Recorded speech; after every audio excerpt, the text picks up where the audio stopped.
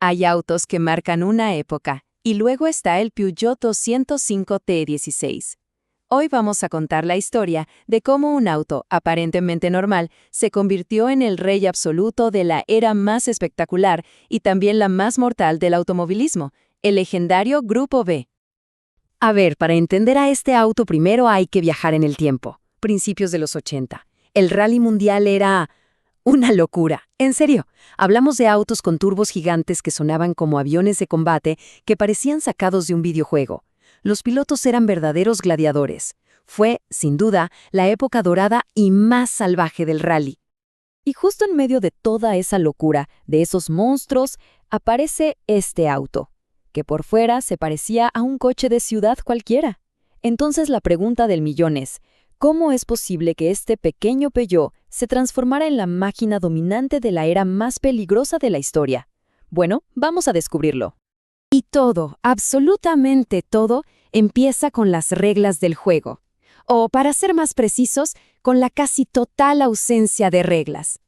Para entender a estas bestias, primero hay que entender la receta que las hizo posibles. En 1982, la FIA crea el famoso Grupo B. ¿Y qué era? Pensemos en esto como una hoja en blanco para los ingenieros. Las reglas eran súper flexibles. Tecnología, diseño, materiales exóticos y lo más importante de todo, la potencia. Prácticamente no había límites. Y claro, esto desató una guerra de ingeniería como nunca se había visto.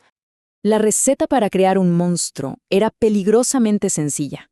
Primero, reglas técnicas muy relajadas. Se podía usar Kevlar, fibra de carbono, lo que fuera.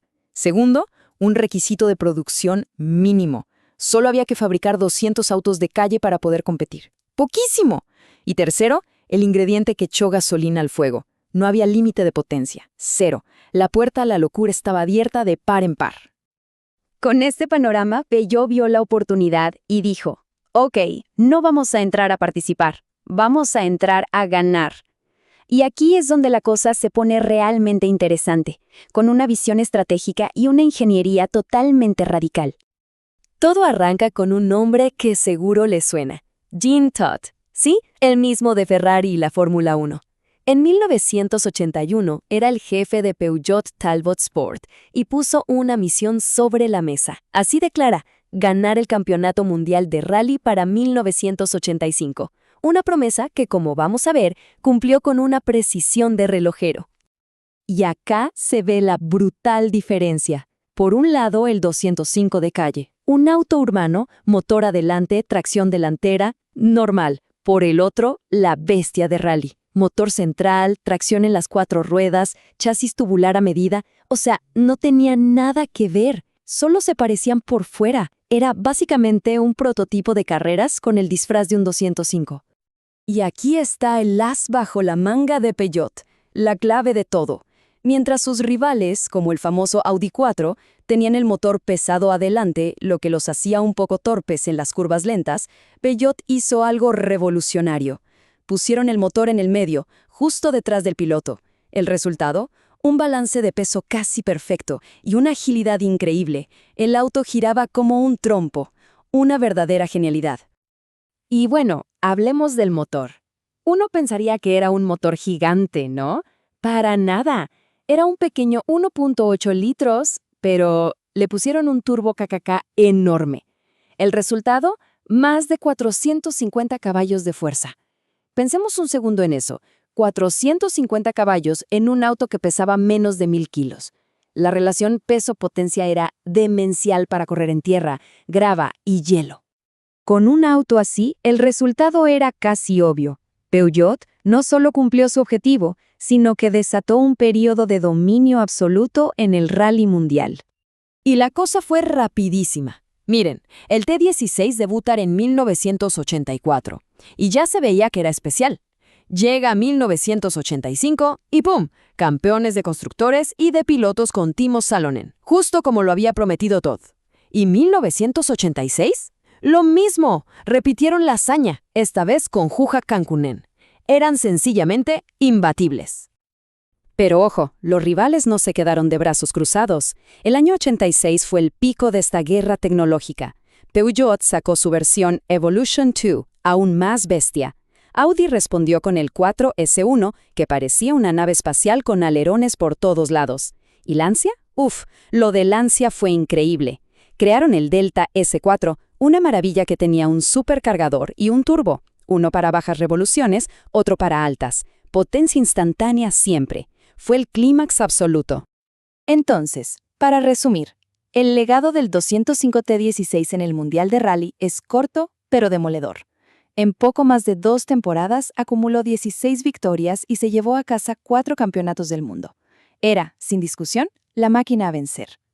Pero, como en la historia de Ícaro, estaban volando demasiado alto, demasiado cerca del Sol. Y toda esa velocidad, esa potencia y esa innovación tenían un precio muy, muy alto. Este gráfico es brutal, lo dice todo. En solo 5 años, la potencia de los autos de rally se duplicó.